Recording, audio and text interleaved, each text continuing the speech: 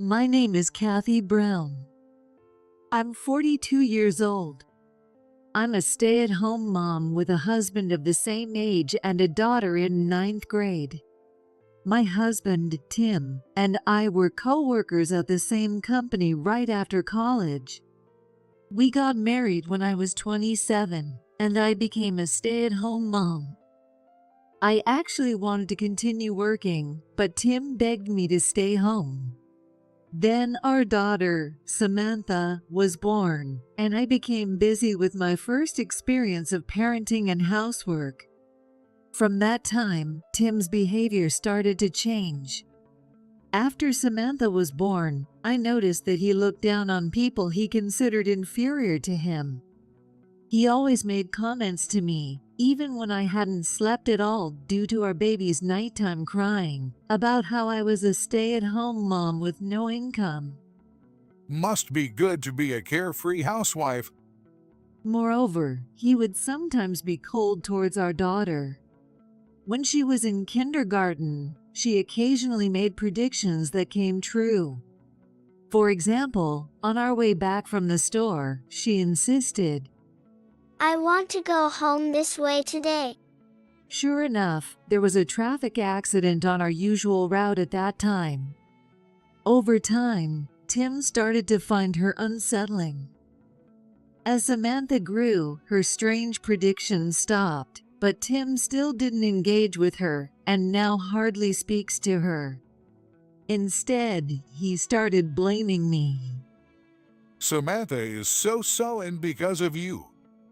Tim started blaming everything he disliked on me. Of course, I've thought about getting our divorce, but I'm holding on until Samantha graduates from college. One Saturday, Samantha was out all day for her club activities, and Tim was also out, so I was engrossed in my hobby of making jewelry. I've always liked doing detailed work. It's a stress reliever for me. I heard someone come home and saw Tim open the living room door. He looked pleased but sneered when he saw the half-finished jewelry. Don't tell me you've been wasting time on that until I got home. What about the housework? There's plenty to do like laundry and cleaning. I did the waterworks and weeded the garden today. Tim, who is often away, didn't notice the change. You slack on housework and make useless things you won't even use. What exactly can you do? Because you're so lazy and unproductive, Samantha is so gloomy. Gloomy? What is he talking about? Isn't it because he doesn't try to engage with her? Samantha talks a lot about her day to me. You and Samantha can't live without my earnings. Respect me more. If you don't like it, try earning as much as I do. Then we'll be on equal footing.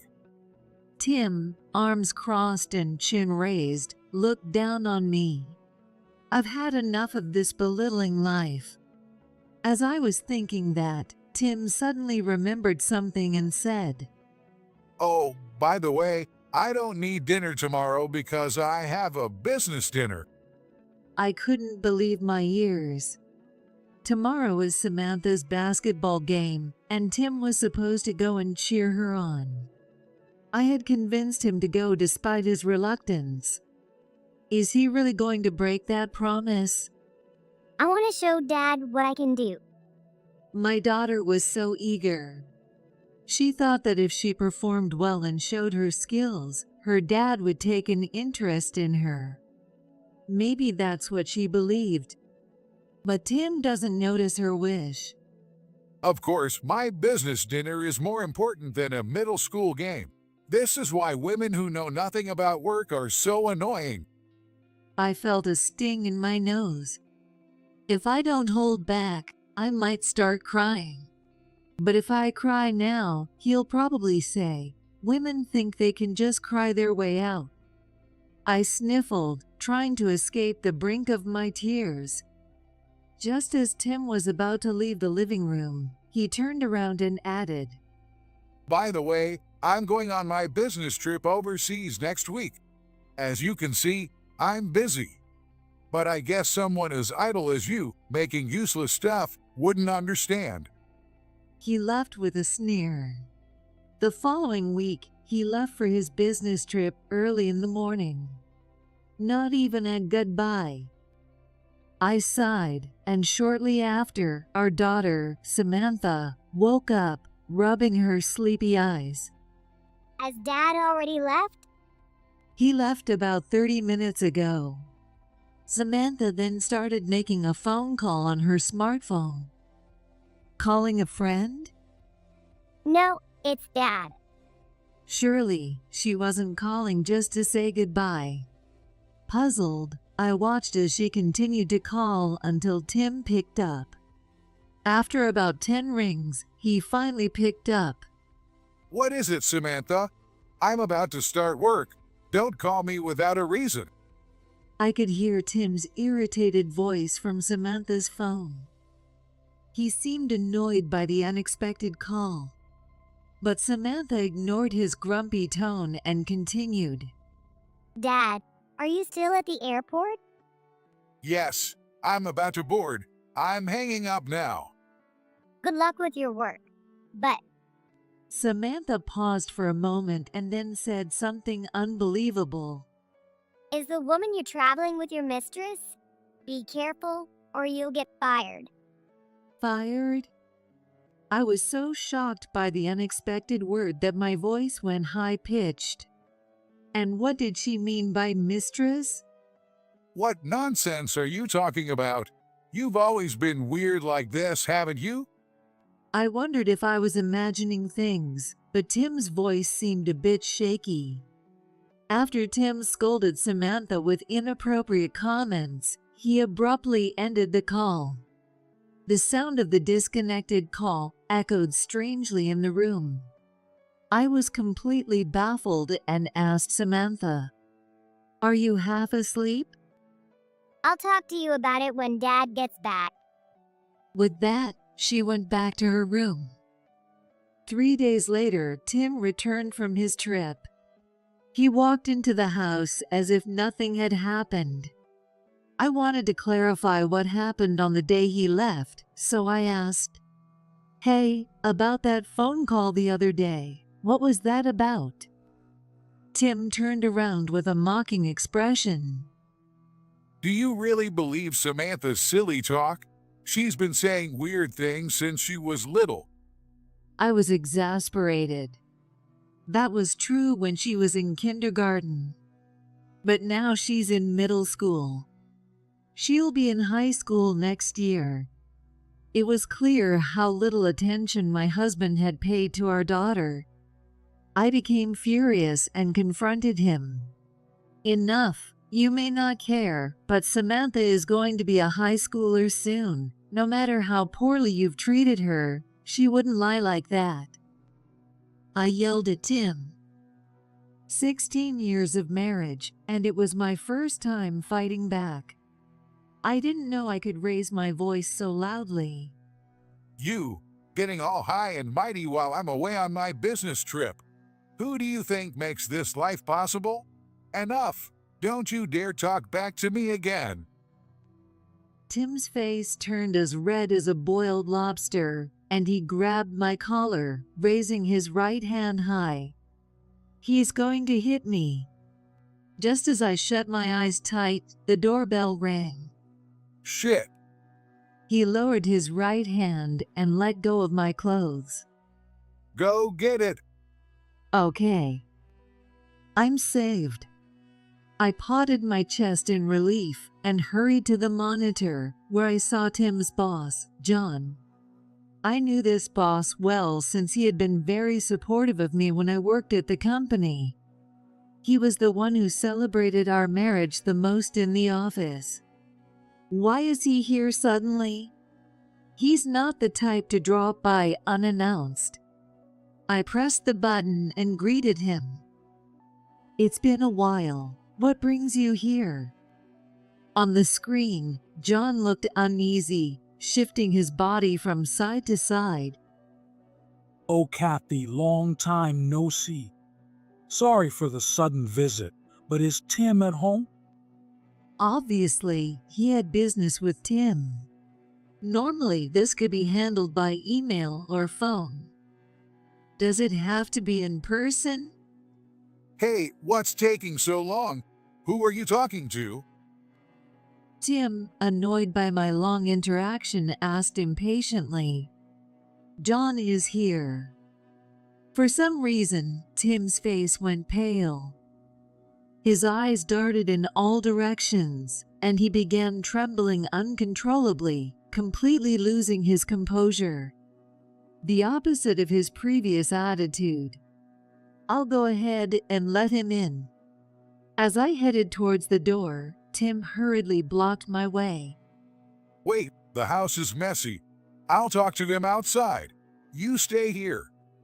What are you talking about? I just vacuumed. Didn't you notice? The only thing in the way was his suitcase from the overseas trip. We can't have a conversation standing outside. This is your important work contact. Even I, as a stay-at-home mom, understand that much. I spoke a bit sarcastically and tried to walk past him. But he grabbed my arm and dragged me into the living room, clearly not wanting me to meet his boss. Ouch! The force made me cry out. Just then, our daughter, Samantha, slipped past us and opened the front door. John, greeted by her, stepped inside and saw us struggling, his face turning red. Tim, not only are you cheating, but you're also laying hands on your wife. What kind of man are you? Cheating? Did he just say cheating? John's words made me think that Samantha's words might be true. But how did John know about Tim's affair? Tim just got back today and hasn't even been to the office yet. I didn't need to ask, as John yelled the explanation at him. How do you explain making a move on my daughter? I see, that's what it was. I glanced at Tim, who was sweating profusely and shaking his head desperately. Misunderstanding? Who told you that? He was denying it fervently, but his expression and behavior clearly showed he was lying. It's obvious. Are you going to play dumb? Then what is this photo? John pulled out his smartphone from his chest pocket and thrust a photo towards us. In the photo, Tim was snuggled up close with a young woman. This was definitive proof. There was no more room for excuses. I felt strangely detached, as if this were someone else's problem. Do you still insist you didn't do it? Tim glared at the photo, his face contorted as if he had bitten into something sour. He stared fixedly, probably desperately trying to come up with an excuse. John explained the situation so that even I could understand. My daughter and Tim have been having an affair for 2 years. This so-called business trip was a lie. They actually went to a resort hotel outside the county together. The idea of a 43-year-old trying to avoid detection by staying in the room made my skin crawl. I got goosebumps. I remembered that when I worked at the company, John's daughter was in elementary school. If my memory serves me right, she should now be in her early 20s. As I started thinking, I felt an overwhelming sense of disgust toward Tim. I couldn't stop shivering. Unconsciously, I rubbed my left arm. John continued. The whole company is gossiping about it. Aren't you ashamed? Hitting on a girl nearly 20 years younger. I've been deceived by you for 2 years. Well, how did you find out about their affair this time? Oh, my daughter had a private social media account that only a few people could see. She posted pictures of her dates and gifts from Tim there. Here, look. John manipulated his smartphone and showed me the screen. There were photos from high-end restaurants, numerous gifts, and even long poetic posts about her feelings for Tim. So this is what he was doing during all those outings. I quickly turned to look at Tim. He had his lips tightly sealed and was looking down. Had he given up resisting the overwhelming evidence? On the day of the trip, my daughter, while drunk in the room with Tim, accidentally posted a photo to her public account, which is followed by company people, instead of her private one. Maybe she let her guard down since she hadn't been caught before. How foolish. The rumors spread at the speed of light through the company, reaching the boss's ears. My daughter having an affair with my colleague. It's the worst kind of gossip. It's ruined my reputation. Clenching his fists in anger, John shouted, and Tim hesitantly opened his mouth. Well, let me explain. There's a reason for this. Even now, trying to make excuses? What a fool he is. I've never seen him like this. He always acted superior to me, but he could be so polite to someone above him. An excuse? Fine, let's hear it. Tim's face lit up, and he started speaking fluently, a stark contrast to his earlier silence. Actually, your daughter repeatedly approached me, asking me to date her. I told her I couldn't because I was married. John listened with folded arms, his expression skeptical. She even said she'd be fine with just being my mistress or occasionally going out for meals, but I clearly refused. Then she started editing and posting photos. Editing and posting photos? For what reason? You stay out of this. Tim glared at me before continuing. She cut out group photos from company dinners to make it look like we were together. I told her to stop, but she then asked if I would make her my mistress. So he was trying to say that the photos were the delusions of the boss's daughter, who wanted to make it seem like he was her boyfriend. I almost admired how coherent his excuse was. If that's true, then my daughter was causing trouble for you. Yes, I really wanted to discuss it with you, but I didn't want to provoke her. John, who had been furious, now frowned and groaned. Tim had a satisfied look, as if saying, I managed to get through this. Could he actually be telling the truth? Both John and I were silent, unsure of what to believe. Then, Samantha, who had been hiding behind John, suddenly spoke up. Dad's lying. I heard everything. Her voice shattered the tense silence. Startled by our daughter's sudden revelation, which she had kept quiet until now, Tim responded with a forced smile. Using a gentle tone I had never heard before, he tried to calm her down. Samantha, we're having an important adult conversation. Go back to your room. But she ignored him. On the way back from my practice match the other day, my teammates and I decided to grab some food. Samantha, if you're going to talk about something irrelevant, go to your room. Everyone's attention was now on Samantha. It was clear she was about to reveal something important. Tim, looking anxious, leaned forward. We went to the fast food place near the station. As Samantha spoke softly, sweat began to form on Tim's face, and his breathing became shallow, his chest rising and falling rapidly. When we sat down, I saw Dad and a woman sitting across from us. Stop it, Samantha.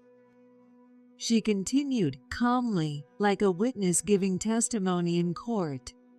Unlike her, Tim was becoming visibly agitated.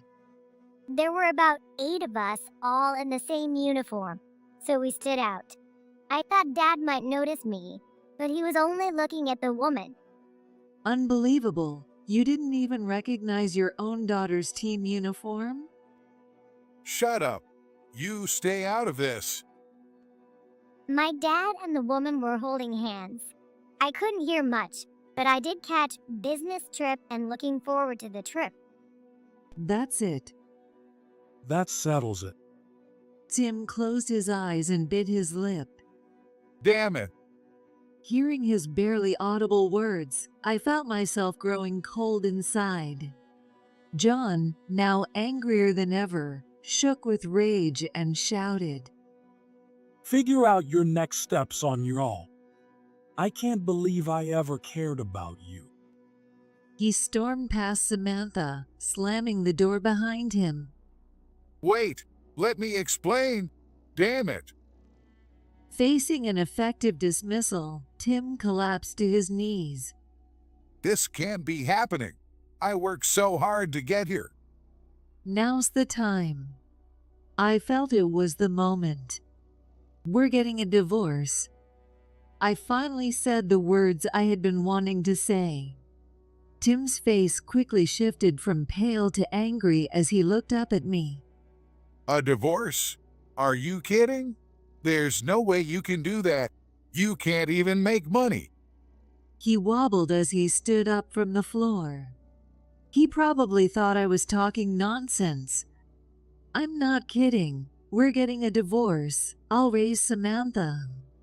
He laughed mockingly and looked down at me even more condescendingly than usual. You raise her? I've told you before. You're useless. How will you pay for her high school? And since you probably won't get into a public school, it's going to be a private one. That's expensive. He sneered, peering into my face with a derisive smile. It's too bad. You're way off the mark. You really don't know anything about our daughter, do you? Well, I guess you were too busy with your affair. What? Are you mocking me? And what do you mean I don't know? Maybe it's time to tell him. Samantha just got accepted to a private high school on a sports scholarship, and the tuition is fully covered. What? Tim's eyes widened in disbelief, and he let out a pitiful sound. The practice match you dismissed as just a middle school game was actually a crucial one with many scouts watching. That's why I wanted you to come. Samantha got scouted and received a scholarship offer from a prestigious private high school for basketball. But wait, what about living expenses? Even if tuition is covered, there are other costs. He blurted out, trying to grasp at straws. Does he still think he has the upper hand? No company is going to hire you, a housewife who hasn't worked in years. Maybe you could manage a store job at best. Former stay-at-home mom. He assumed I would struggle to find a job, but the same applied to him. He seemed to have completely forgotten that he was also facing unemployment. I decided to tell Tim. Actually, I have an income. What? He looked at me with disbelief in his eyes. There's no way a stay-at-home mom like you has an income. Stop lying. Pretending you're stronger than you are is pathetic. He still looked down on me. I straightened my back and spoke with confidence. I'm not lying. You know how I've been making jewelry as a hobby? The ones you always mocked. So what?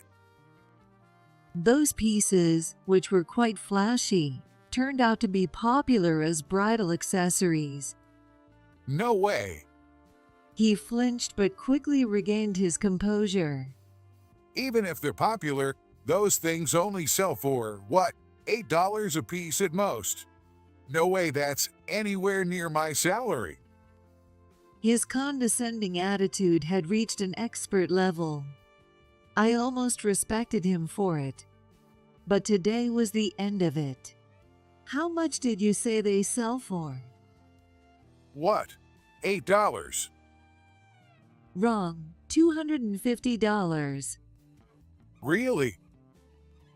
He recoiled in shock, taking a big step back.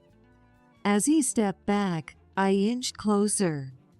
Yes, $250 each. They're considered affordable for bridal accessories, so I keep getting orders. If I sell 40 pieces, that's $10,000 a month.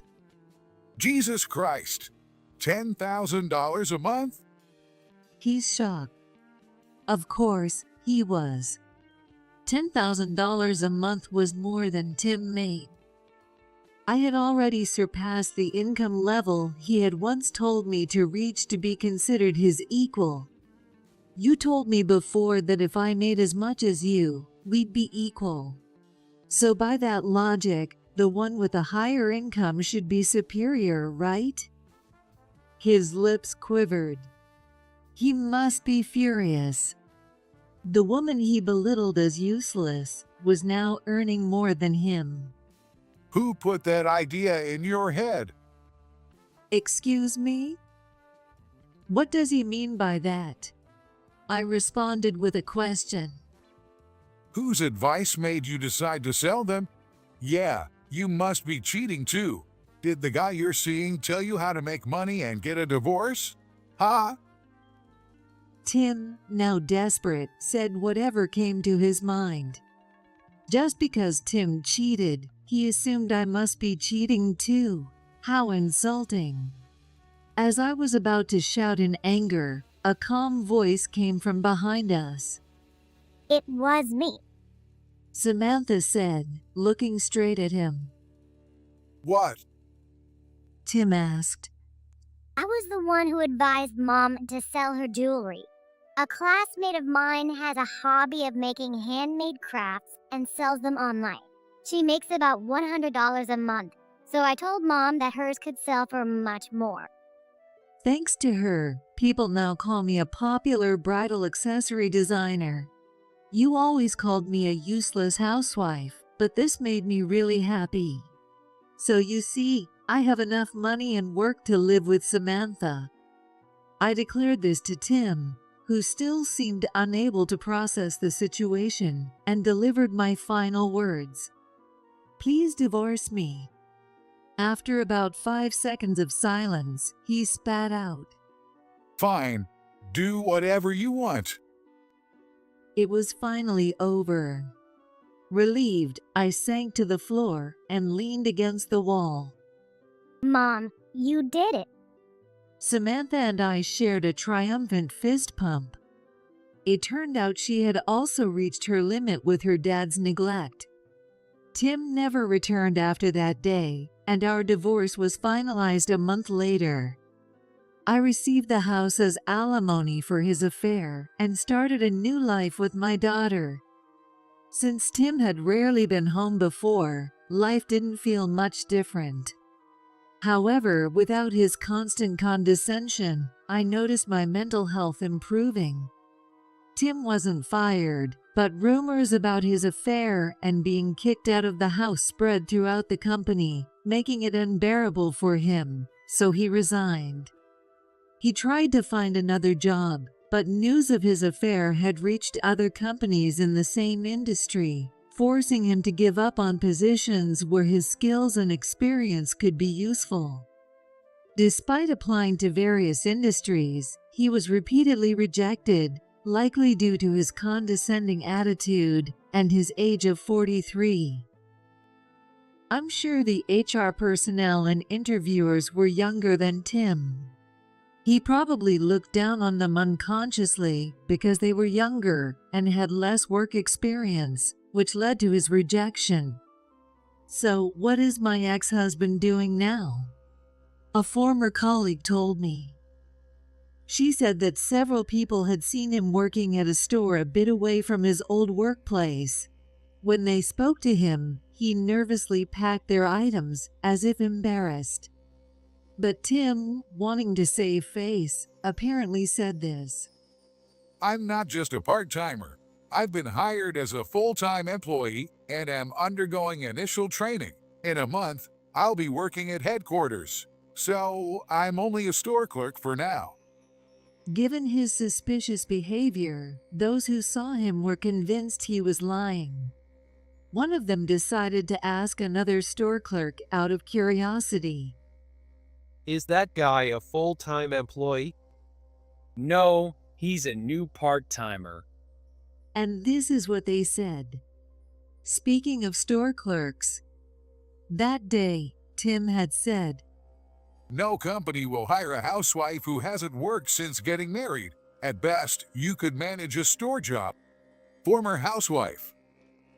the words he used to look down on me had ironically come back to him. He's no longer part of our lives. I felt a strange sense of nostalgia.